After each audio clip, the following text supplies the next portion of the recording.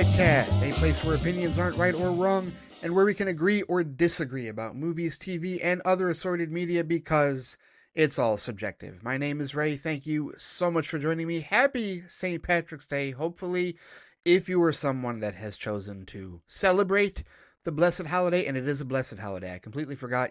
It's weird how, I was raised Catholic. Just brief sidebar here. So it's weird how, those of us, I feel like a lot of us in the Catholic faith, if you will, forget that it is technically a religious holiday. I mean, St.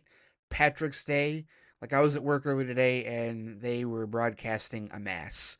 Literally a mass at noon, and I am intimately familiar with Catholic Mass, because I was raised on it, literally from, kindergarten through 5th grade. But it's interesting. It's on a Monday. I mean, it's kind of weird, right? Mass on a Monday, but it's also weird drinking on a Monday, right? Because St. Patrick's Day is considered a drinking holiday. And if you're somebody that did decide to partake and celebrate on a Monday of all days for this particular holiday, then I do hope that you're being safe. I do hope that hopefully around this time, if you listen to this episode, you're at home, or maybe it's the day after or whatever, and you had a safe night and everything went as transpired. I know that I used to have an old ritual that I had when I was younger, where St. Patty's Day I'd get some Killians, or we'd go to Churchill's or something, and I would watch a double feature of my favorite Irish movies, if you will, which at that time were definitely The Boondock Saints and later on The Departed.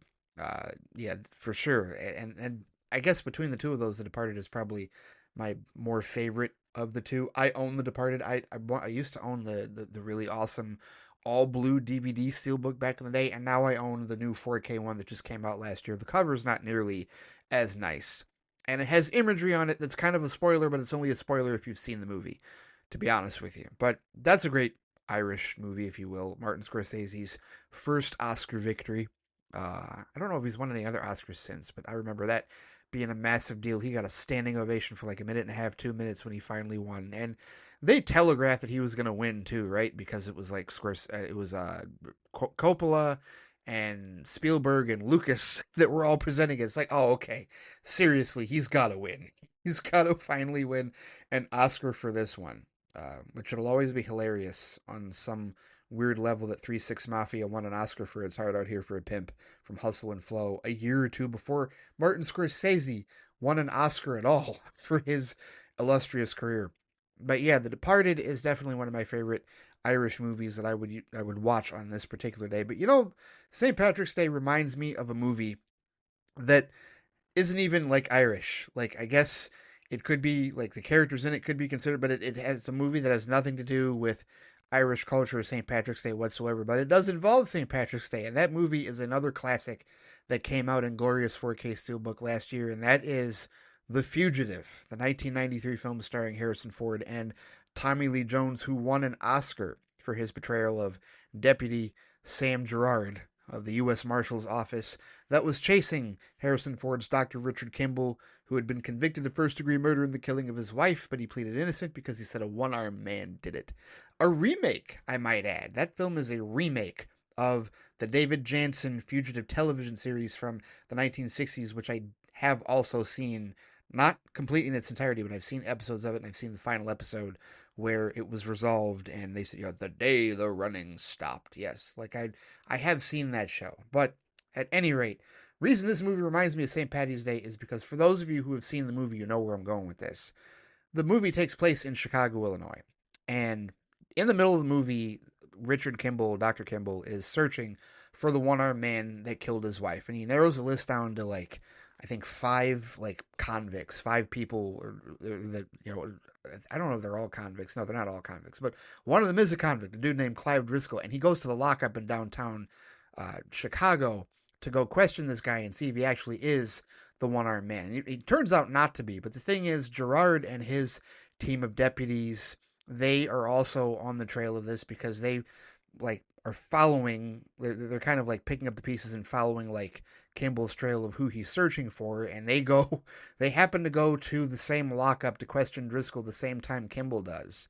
And of course, Gerard sees him in the hallway. This turns into an on-foot chase with gunfire, and Kimball narrowly escapes out of the building. Well, the thing is, this whole scene was happening on St. Patrick's Day. And anybody who is from Chicago, anybody who knows anything about Chicago knows that they do St. Patrick's Day up big. They dye the Chicago River green and they have a big parade every year. And as far as I believe, they still do that to this day. And so that's what is happening in the movie is Kimball like runs into the crowd and he literally escapes by, taking off his coat and only wearing a blue hoodie, and then he finds like a green hat out of the trash that he puts on and literally like blends into the parade, and then finally is able to sneak off and get away from Gerard and his deputies that are trying to find him in that regard. And I heard that allegedly, my coworker told me this. I haven't like verified it, but it seems like this is one of those stories that probably is true. I heard that they actually filmed that sequence during the St. Patrick's Day parade in Chicago, and like the crowd was completely unaware that Harrison Ford was in the crowd, like hiding, while Tommy Lee Jones is chasing him, cinematically speaking, if you will. Because think about it, like there's cameras and broadcasts, like there's people, there's enough cameramen down there broadcasting the parade. You're not going to make anything of anybody in Hollywood necessarily, unless you really know what a Hollywood production looks like. And there have been so many Hollywood productions in Chicago for decades that they could have blended in pretty easily. And it's also pretty easy if you get enough clearance from the city, then you can just go ahead and go, yeah, we're going to use this parade for what we're doing here. My coworker told me this, and I feel like looking this up really quick. Hang on, let me see if I can verify this real quick. So yeah, I Googled it, and sure enough, here it is. A couple of years ago, the 30th anniversary of The Fugitive. Here's an article from USA Today published by Brian Alexander, who talked to the director of The Fugitive, Andrew Davis, who was recounting exactly what they did. He said, "We just did a documentary style, grabbing what we could from the actual parade," says Davis. Like it said, Ford plucked a green hat from the trash and slouched under a green jacket. Jones, leading his team furiously up and down the parade, was more noticeable. Davis says, "It wasn't Indiana Jones walking in the parade. The way Ford was dressed, many people didn't recognize him. Tommy Lee Jones, who was jumping around, had just starred in Under Siege and was much more noticeable." It says Davis used Chicago as the main location and character, receiving permission from the mayor's office to shoot Kimball fleeing into the chaos of Chicago's famed St. Patrick's Day parade.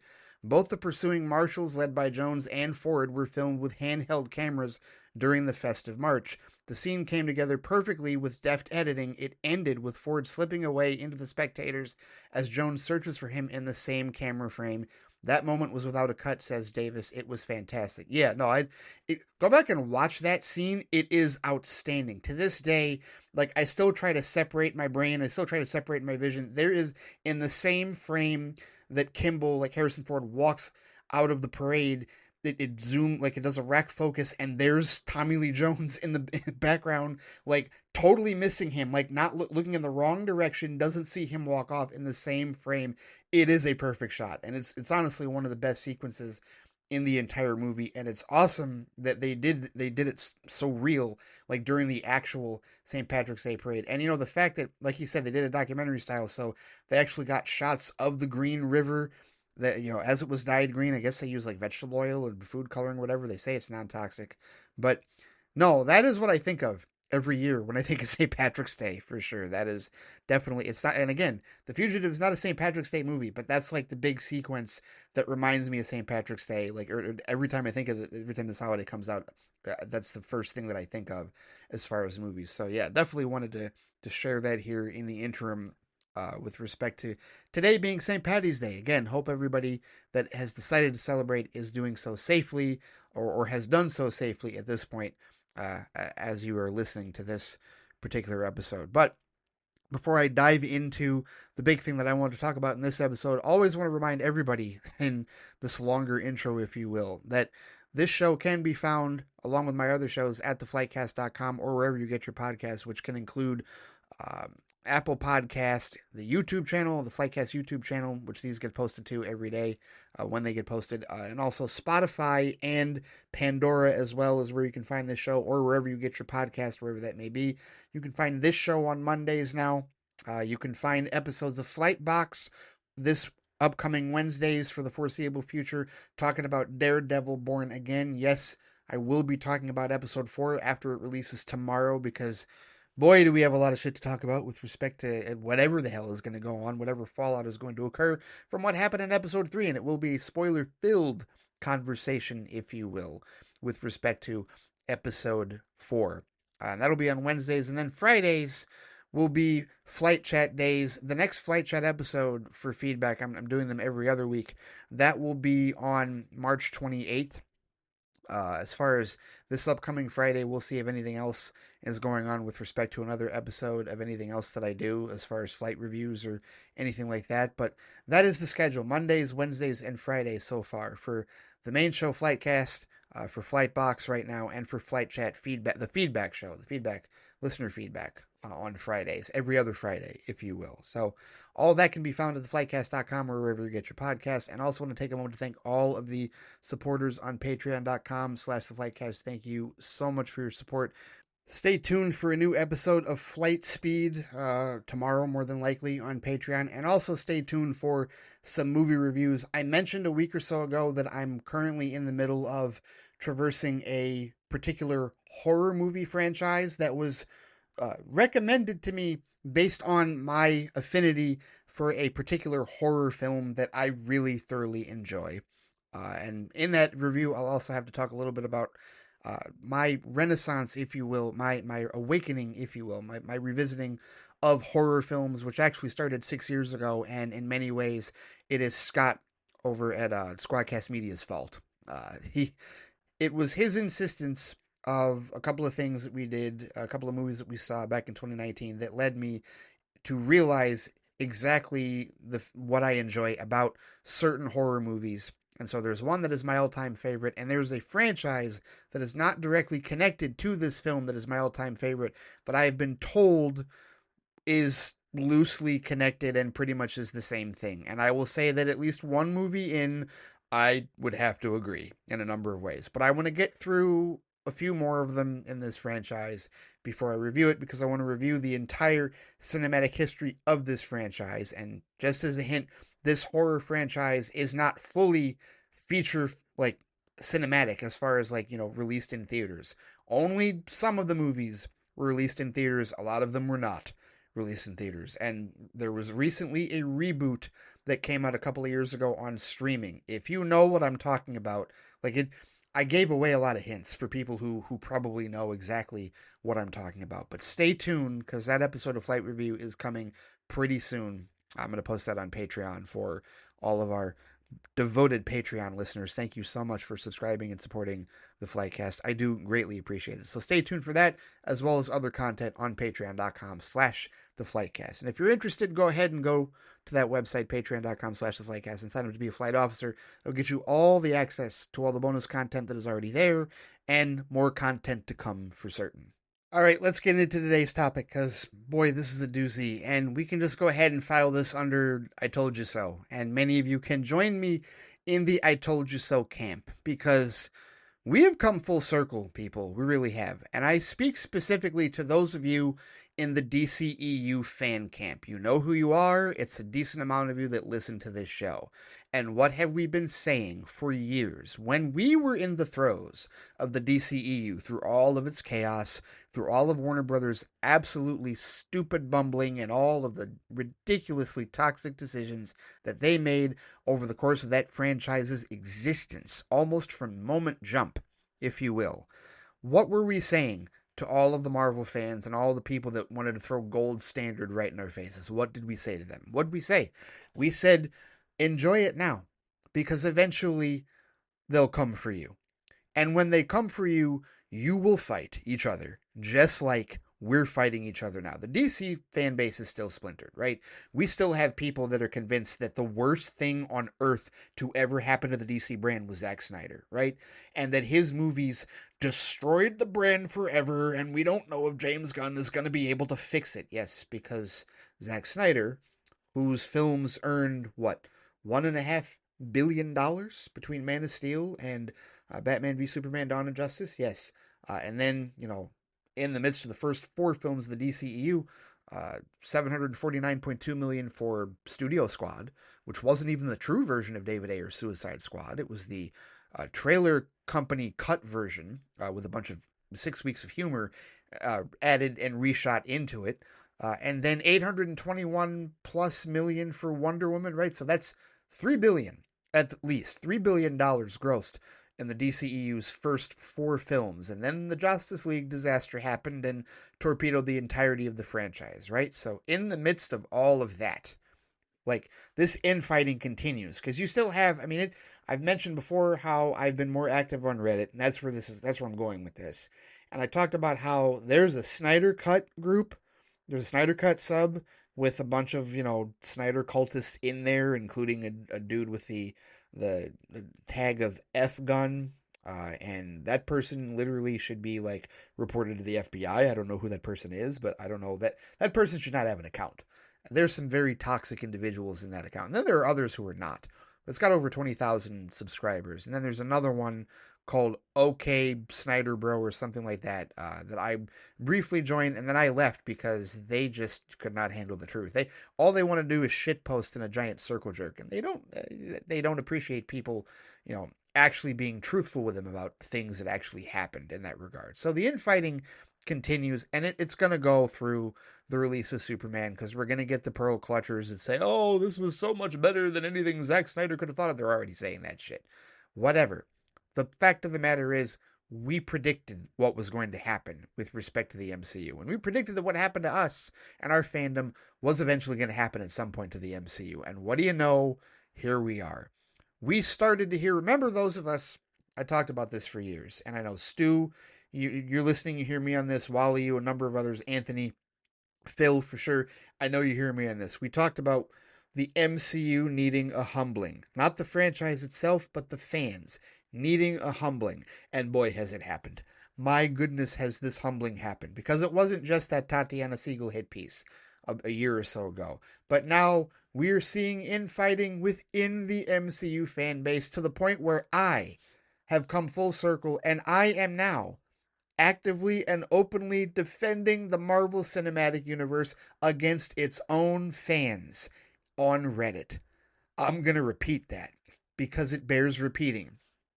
I, avid defender of the DCEU and avid Snyderverse fan, am actively defending the MCU as a franchise to its own fans who think it needs a reboot, who think that Marvel makes bad movies now, and thinks that everything has just gone to shit because they can't reach the numbers, or aren't reaching the numbers that they reached pre-pandemic. Right? They want to go back to the $2 billion for Avengers, the $1 billion for Captain America, or not Captain America, pardon me. Well, Captain America Civil War did, but Captain Marvel was really what I was getting at. Or the 1.3 million for Black Panther, the 1.3 billion rather for Black Panther, right? They want to get back to those numbers, and these people just do not understand how the landscape has changed. And so I saw a post in a Reddit sub that I joined called Superhero News, and this post a day ago, it was screenshotting a Twitter post from Cosmic Marvel, and Cosmic Marvel, of course, not a reliable source. Actually, this might not be Twitter. This is either Twitter or Threads. I'm not sure which one. Actually, it probably is Twitter. But Cosmic Marvel had posted some clickbait saying Captain America: Brave New World has grossed over 388 million at the worldwide box office, and the film has a budget of 180 million. And this individual in Superhero News posted this image with the headline saying, according to Deadline, the movie needs 425 million worldwide to break even. Now, I have searched high and low for this Deadline article, and I found a number of Deadline pieces, and I can't necessarily find a line that says that. But what I have found is I found headlines about 68% domestic drop second weekend, and I think there was an even bigger drop after the opening weekend. I think I saw like 82%, something like that, right? And how it could be one of the lowest grossing Marvel movies, right? And that kind of, I'm seeing headlines that we used to see all the time about DCEU films, right? Starting with BVS. People on the internet still want to hit us over the head with the second week drop. Someone actually told me recently that nobody talks about BVS and that it's a completely forgotten film. That moron can't even say that with a straight face if they wanted to. Nobody talks about BVS? Oh, please. All anybody has to do is go into a DC group, whether it's on Reddit, whether it's on any social media app, and just drop the title, Batman v Superman: Dawn of Justice, and you will get a myriad of responses. Many of them toxic, many of them angry, but guess what? It's discussion. That movie will live in infamy forever. amongst the DC fan base. And there's a part of me that's actually really happy about that. Because anybody that tries to say that movie was forgettable, bullshit. We have evidence that it isn't. Your emotional reactions prove it, whoever you are, right? And we're not talking about the people that love the movie. We're talking about the people that hate the movie. If you hate the movie, you can't say it was forgettable. Guess what is forgettable? Justice League. Does anybody talk about that movie? Do we hear anybody waxing poetically about that movie? No, we don't. We hear way more energy for Zack Snyder's Justice League from the people who love it, like me, and from the people who hate it, like others in that regard, right? No one talks about Justice League. The most I ever hear about Justice League in a positive sense is that they like the tone better than Zack Snyder's version. But that's all they say. They don't really have a whole lot to say about that. They just like that it's more lighthearted and more family friendly in that regard. But that's it. It's not a memorable movie. They certainly do not put it up on the same pedestal they do any of the Avengers films or Guardians of the Galaxy or Thor or anything like that. No, certainly not. So anybody that tries to say that BVS, no one talks about it, it's vanished. No, absolute bullshit. And so I bring BVS up because, well, my response to this post about Deadline saying that the movie needs 425 million worldwide to break even, my response was very simple yesterday. I said, quote, "This is the same noise they've been saying about DC movies since 2016, and the same logic applies here. Unless we're Marvel executives or stockholders, we shouldn't care. It's not like they're going to scrap Thunderbolts or Fantastic Four or any of the Avengers movies. Unlike DC in 2016, they will stick to their plan and keep it moving as they should." That's what I posted a day ago in response to this. Now, a number of people have upvoted this. In fact, it's in the positive, right? There's like 42 upvotes, something like that. And maybe a whole slew of people that disagree with me will come in and downvote the hell out of it. I don't know. Whatever. But I've definitely gotten some pushback from a number of people. And I've gotten to the point where these people so stubborn, I mean, just as stubborn as the pearl clutchers, just as stubborn as the people who don't want to listen about the actual numbers and the tangible data, because the argument here that spun out of this is I got Marvel fans coming at me telling me, well, the movies are bad now. And it's no wonder that people aren't going to see them, that they're not making the same amount of money because now Marvel movies are bad and they've been treading water ever since Phase 4 started. Ever since the Infinity Saga ended, right? And so their argument is that the reason that Marvel movies are not making as much as they used to is because now they're bad, which I say is bullshit. Because here's the thing. How do you know when a movie is good or bad before you've even seen it? Because think about this for a second, people, with respect to theatrical releases. You know good and damn well that it's all about opening weekend as far as a strong start. It needs a strong start. And we're talking a good bulk of the movie's box office internationally, not just domestically, but internationally, does come from the strength of that opening weekend, right? So if it's opening weekend and so many people show up for a movie opening weekend or don't show up for a movie opening weekend, how can it be that the movie was good or bad? What caused that hype? Is it really because they waited for Rotten Tomatoes scores a couple of days early and then decided based on that?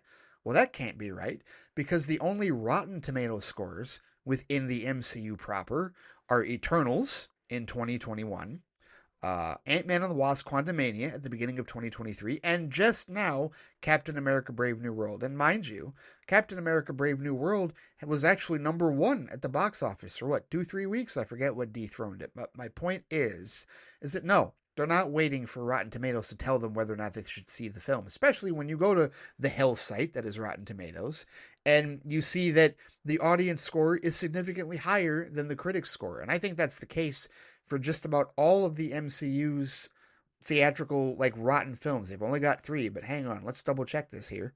So Eternals, which came out late 2021, 47% rotten by the critics, 77% fresh from the popcorn meter, 10,000 plus verified ratings. Ant-Man and the Wasp Quantumania, 46% rotten by the critics, 81% fresh from the popcorn meter, again, 10,000 plus verified ratings. And Captain America Brave New World, 48% rotten by the critics, 79% fresh by those 10,000 plus verified ratings of the audience. Yes, it's the hell site Rotten Tomatoes, but I bring this up because they've been the MCU fans' best friend for the better part of 15, 16 years, right? So it can't be that. It can't be word of mouth. It can't be bad word of mouth that's keeping them from seeing these films, right? Because the Marvel fans that do see them like it better than the critics, right? The critics are the ones who are like, so what, are you saying that they listen to the critics more than they listen to the audience? Well, that can't be right, because isn't it all about word of mouth? And that's what these Marvel fans are telling me. Word of mouth, that's what does it. Oh, really? So then explain Doctor Strange and the Multiverse of Madness to me. That made over $900 million, and I keep hearing so many Marvel fans complain about how dirty they did Wanda in that film, and how they hated the changes, and it doesn't respect WandaVision. I've heard that up and down from Marvel fans, and plenty of other younger Marvel fans that didn't appreciate Sam Raimi's style and tone for that film. So explain how that made $900 million back in 2022. Explain Black Panther Wakanda Forever. I got co-workers and other mutuals who despise that movie because they did not recast T'Challa and thought it was too long and boring and yada yada yada, right? And that movie made over $800 million. So explain those two movies. We don't need to explain No Way Home or Deadpool and Wolverine. We know why. Because Spider-Man is Spider-Man and he doesn't fail at the box office. And Wolverine is Wolverine. As far as 20 years of build-up with Hugh Jackman and then you pair him with Ryan Reynolds as Deadpool, of course that was going to succeed the way that it went. So we don't need to explain those. We know why those made money. But you know what? Those two actually do build into my reasoning here. Because it's not about whether the movies are subjectively good or bad that they make money. It's about the marketing and the hype. Spider-Man is extremely easy to market because he is a god-tier popular superhero along with Batman. All you got to do is say there's a new Spider-Man movie coming out or a new Batman movie coming out. People show up. People largely show up for either one of them in a movie. You really don't have to do a whole lot. You're still going to do a decent amount of marketing and let them know, but you don't have to do a ton to bring people to the theater to see either of those two. And in the case of Deadpool and Wolverine, considering the two Deadpool movies did extremely well for Fox, and considering how well Wolverine and how iconic Hugh Jackman's Wolverine was for Fox X-Men, the pairing and all the marketing behind that, yes, of course, hype and marketing off the charts for that particular film. So there you have it. That is how you get the audience, the general audience especially, into the theater without them having seen the film. So it's not about whether or not these movies are good or bad. That's not what causes them to make money. What causes them to make money is marketing and hype. Now, after movies are seen in the first 2 weekends, and I have to specify this, because so many of these Marvel fans came at me and said, well, opening weekend is not where it's all made. Yeah, you're right. They do show up on that second weekend. All the people that wanted to weed out the opening weekend masses and not necessarily see it in a full theater, but still had every intent on seeing the film, whether it was good or bad, went on the second weekend and maybe the third weekend, right?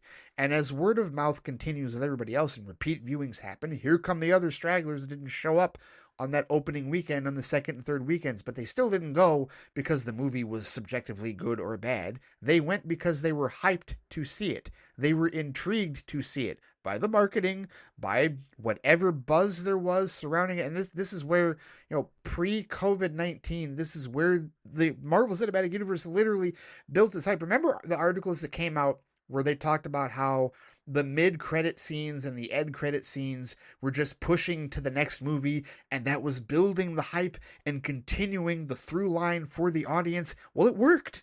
It absolutely worked. Regardless of what I want to say about how Thanos had 6 years of cameos and not a real build-up, it doesn't matter as far as getting the butts into the seats, because people went to go see the next movie in the Infinity Saga based on the hype of those mid-credit scenes, right? They'd watch the movie, and Kevin Smith and others have talked about this, about how the movies were just trailers for the next movie. That's how the MCU has operated for the better part of its life, since 2008. They just keep pushing you to the next thing, and building that hype. And it reached a crescendo with the Infinity Saga. It reached a crescendo in Endgame, right?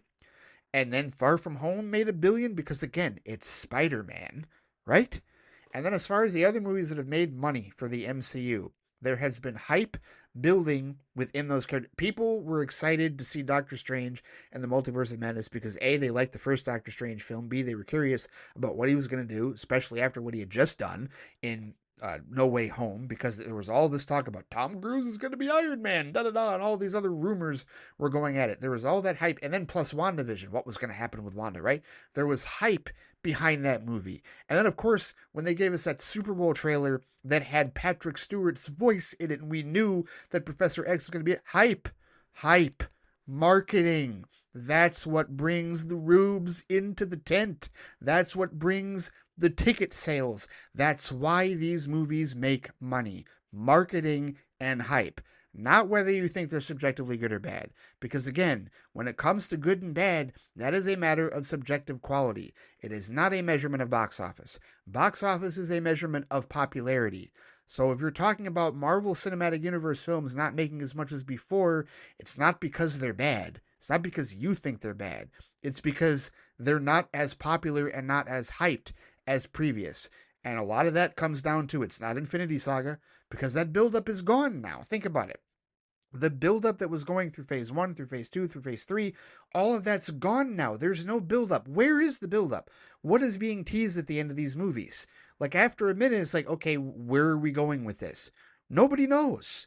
It's kind of aimless at this point, and they're trying to re-aim it. That's why, when the Kang Dynasty stuff got pushed aside because of Jonathan Majors, and by the way, some new shit came out on him today.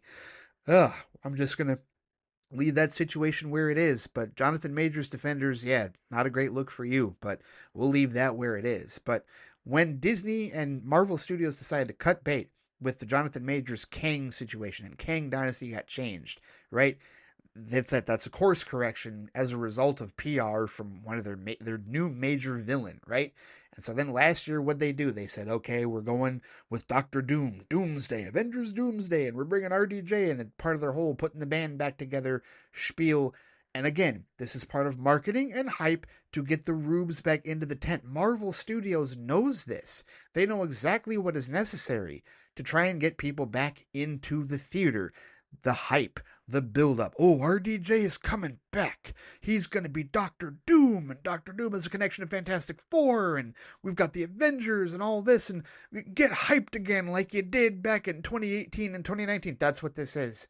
That's what they're doing. And because they know that's how it works. This is how the business goes, guys. Seriously. And I don't say this, for the people that want to say, well, no, come on, Ray, the audience has got to mean something. Yeah, it means a little, but not nearly as much as the marketing and the hype and circumstance going into it. And the MCU is perfect proof of that. Through 3 phases, they built upon hype for each film. They were pointing to the next one, and they got the audience all ramped up for the next one down the road. And they largely showed up. Didn't they? Most certainly they did. And then the Infinity Saga ended right before COVID-19. And as soon as that happened, and Marvel went into Phase 4 and Phase 5, the direction shifted. It wasn't like the Infinity Saga anymore. Now, the audience, the general audience I've talked before about how inflation's affected them, COVID-19 affected them, and they don't have the money to see 1,000 movies every year, right? They can't see all the Marvel movies. They can't see all the DC movies. They can't see all the Sony movies, right? They will pick and choose what they're going to see, and I've said this countless times. In 2023, they decided that they were only going to go see Guardians of the Galaxy Volume 3, Spider-Man Across the Spider-Verse, and Aquaman and the Lost Kingdom. That's it. And really, Aquaman and the Lost Kingdom, that it's a distant third behind those other two. Those other 2 films made a good amount more than they did. Guardians made the most, right? But Guardians Volume 3 still made less than Guardians Volume 2. But that's what the general audience chose to see out of 9 choices for superhero films that year, right? Because it wasn't just the DCEU films that bombed. Quantumania bombed, and so did the Marvels. Oh, wait a minute. The Marvels bombed, but clearly that had to have been bad word of mouth, right? That's a bad movie. Well, let's go back to that Hell site. And remember, I'm only going to the Hell site, Rotten Tomatoes, because that's the Marvel fan's best friend, the best buddy. Oh my goodness, it's all about that tomato meter score. That's right. That's what's going to happen. That's what's going to save us. That's what's going to keep us in the light. Oh wait, the Marvels, one of the bigger bombs for the MCU in Phase 4 and 5, 62% fresh from the critics and 80% fresh from the audience. Really? So, not bad word of mouth.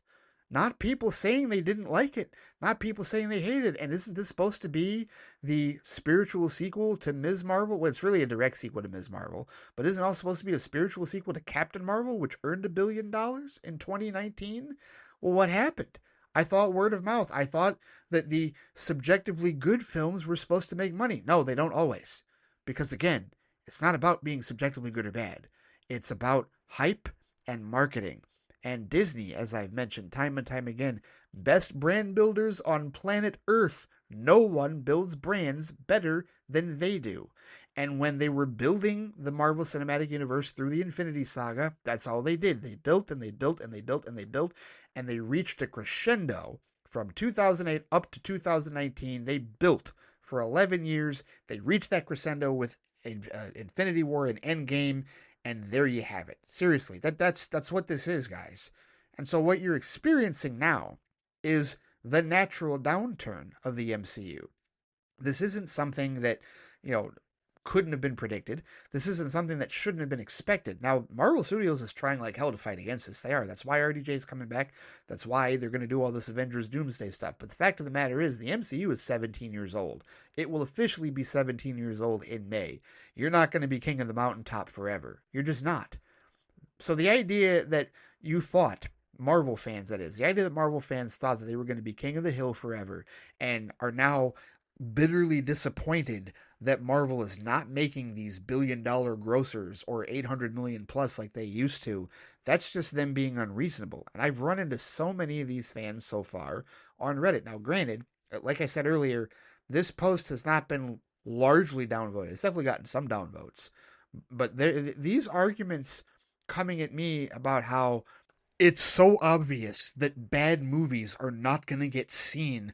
I don't understand why you have to try and apologize for it. It's the same shit they've been telling us about DC movies for the last 9 years. The same shit. The same arguments. Of course, bad movies aren't going to make less. You have to make changes. You have to pivot. You have to do this. The same shit that those pearl clutchers told us about Man of Steel and BVS and anything that Zack Snyder dare put his hands on in the DCEU. They're now saying that about Kevin Feige's touch and the Marvel Council, if you will, with the MCU. It has come full circle. These MCU fans, instead of dying a hero, figuratively speaking, have now lived long enough to see themselves become the villain, and now they're tearing their own fan base apart. Just like we DC fans tore our fan base apart. And I don't know if it's ever going to completely heal again. I don't know. I don't know what it's going to take for that type of unification, if you will. Because I feel like it would. This is just me. And maybe I know there's always been divisions and fans are not always going to agree on everything. But I don't feel like it was this divided before 2016, before BVS. I feel like that was the flashpoint, pun intended, for us in that regard. And now this seems to be a looming flashpoint for MCU fans. I mean, for them to come at me in the last 24 hours and for me to block so many MCU fans because I'm defending the franchise. I'm talking to people and saying, hey, this isn't that big of a deal. Like, how about this? The post that a guy by the name of Frogandel, or an account by the name of Frogandel, I have no idea if it's a guy or not. Literally, I got an MCU fan, a rational MCU fan, telling me this, quote, yeah, DCEU management didn't stick to their guns. Sure, earlier films don't bank like MCU, but MCU's been a staple for almost a decade before DCEU started its liftoff in 2016. Their revenue is fine, despite being mostly critically negative or mixed. They jumped hard and drastically pivoted their plans and botched their huge stepping stone that is Justice League. Then they kind of started going downhill ever since. Imagine MCU getting cold feet after Iron Man 2 not being critically well received. If they had stick to their initial plans, that's how he wrote it. If they had stick to their initial plans, contain universe with an endpoint, of 5 Snyder movies plus spin-offs, then a Flashpoint reset into a new universe, they might have banked more bucks. That contained universe would have ended around where MCU started to lose traction. Their new forever sprawling DCU, which is now guns, could have thrived in the spot. End quote. That's an MCU fan. A rational MCU fan, okay? Not a DCEU fan, not someone, not a pearl clutcher. That's a rational MCU fan that told me that posted that. We are in the Twilight Zone, people. Seriously. I got rational MCU fans telling me that. Defending what happened as far as creative with the DC would say, they had just stuck to their original plan. They would have been okay because the money was there, right? I got them saying that, and then I got other MCU fans that are using my example of BVS to say, no, this is why the MCU needs to change. This is why things need to happen. And I'm trying to find one of the more ridiculous MCU responses that I got, but quite honestly, I blocked all of them. Truthfully, to be honest with you. Oh, wait, here's one. And this is one that I didn't block because he was making a point, and I guess I had to clarify for him what I said, because he goes, I agree they'll keep moving forward as planned, but your logic about not scrapping planned films is inaccurate. The MCU has canceled a few planned movies and delayed several others, consistently adjusting their plans. Avengers The Kang Dynasty was canceled, The Runaways was canceled before turning into a Hulu TV series, and a ton of them have been delayed and rearranged in the release schedule. Marvel adjusts their plans a lot. To which I responded to him and said, adjusting is not the same as canceling or rebooting, because it's not.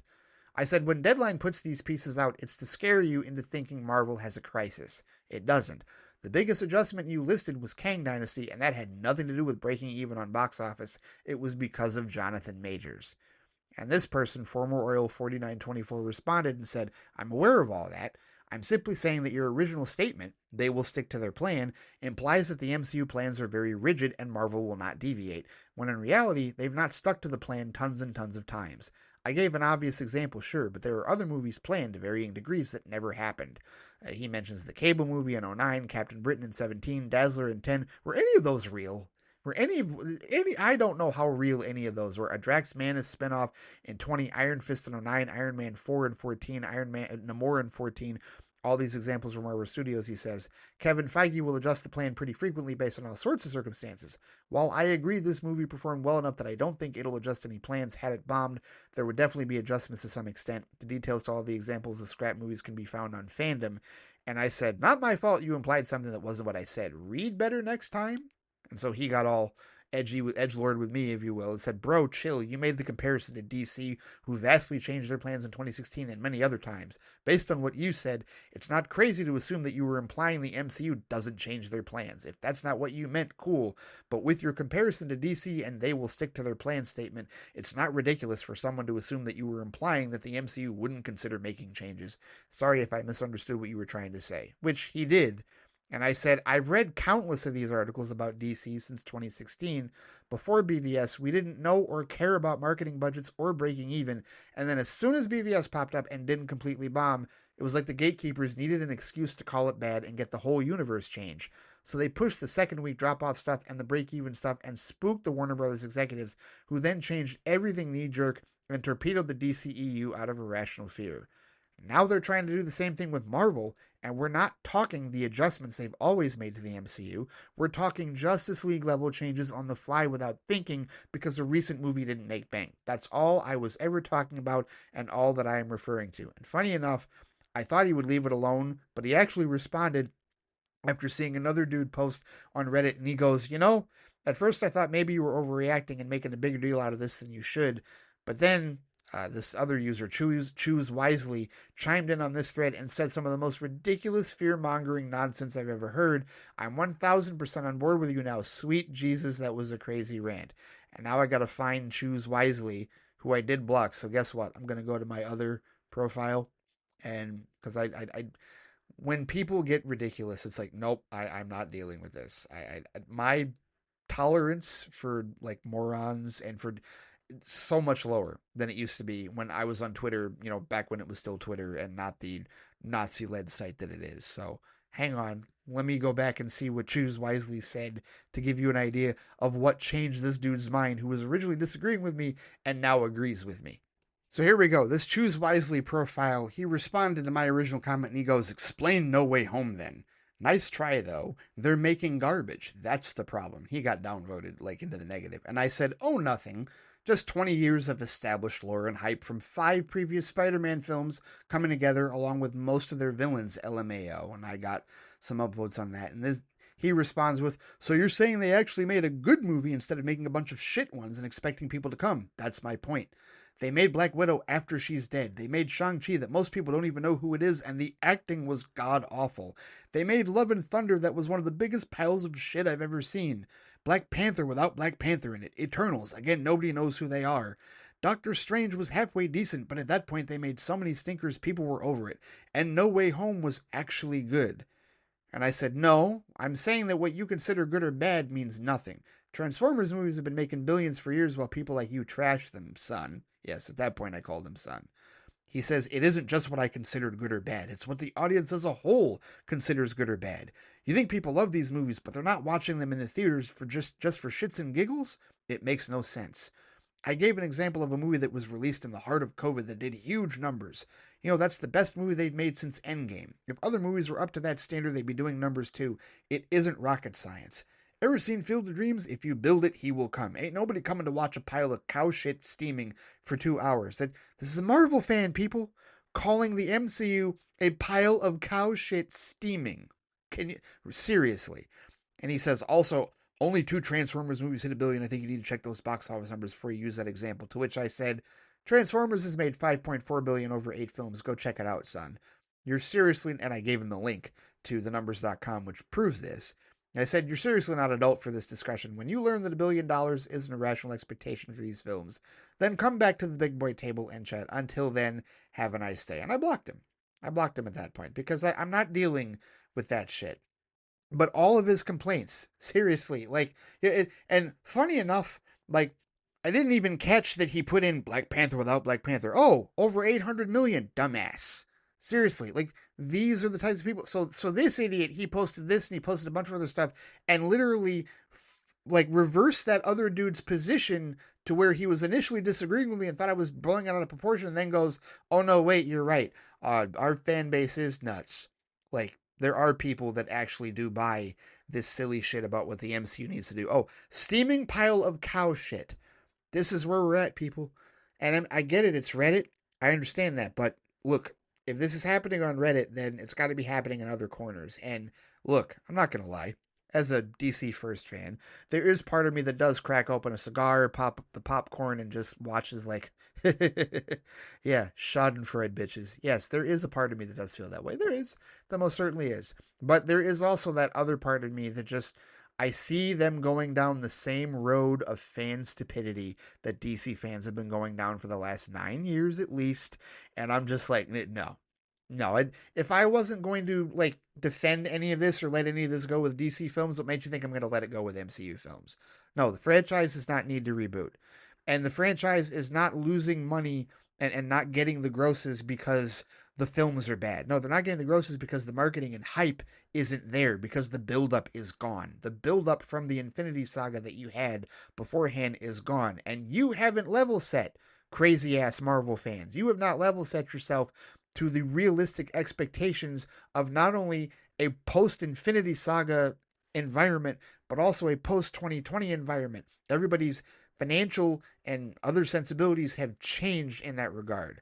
I don't know how many more times I can explain that, but that's where we're at in this regard, okay? We know why No Way Home did well.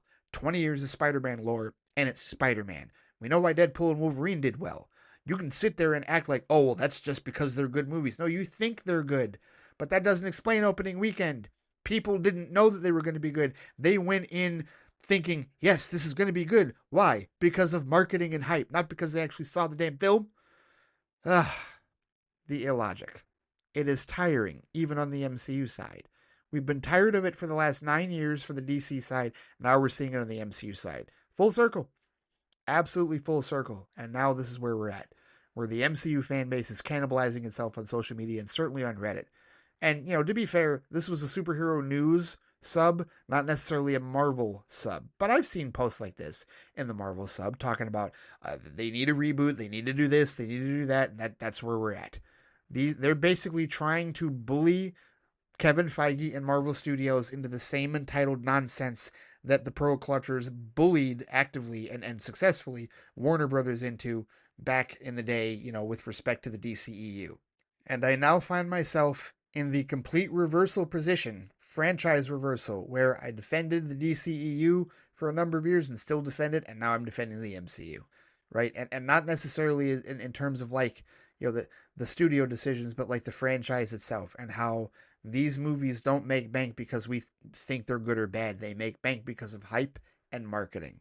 Now, I realize that saying all of this, I'm open to disagreement. I'm opening this up to disagreement from you if you think that I am off base on this. There's a few of you that I wonder if you're going to agree with me on this particular point or not, because I've never really raised it like this, if you will. But I'm more than willing to have a rational, calm discussion about it. So, Anthony, Alex, Stu, any of you, you know what, anyone, Wally, you, Phil, Jared, anybody, If you have any thoughts, or anybody new, how about Amr, our newcomer to the Flight Chat Circle? Anybody have any thoughts on this? What are you thinking? I mean, the full circle thing, that's real. That's happening. Marvel fans are turning on themselves. Marvel fans are turning on each other. That is absolutely happening. No doubt about it, right? That is real, okay? But as far as the whole what really makes these superhero movies money, and does it have to do with subjective good or bad quality, or does it have more to do with marketing and hype?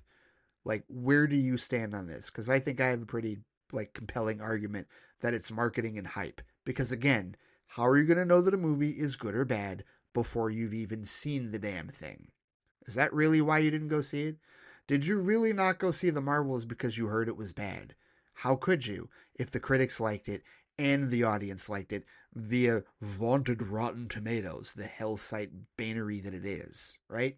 But it's used in marketing materials, and all the MCU fans loved it to this point, right? So if you heard good about that movie, then why didn't people go see it?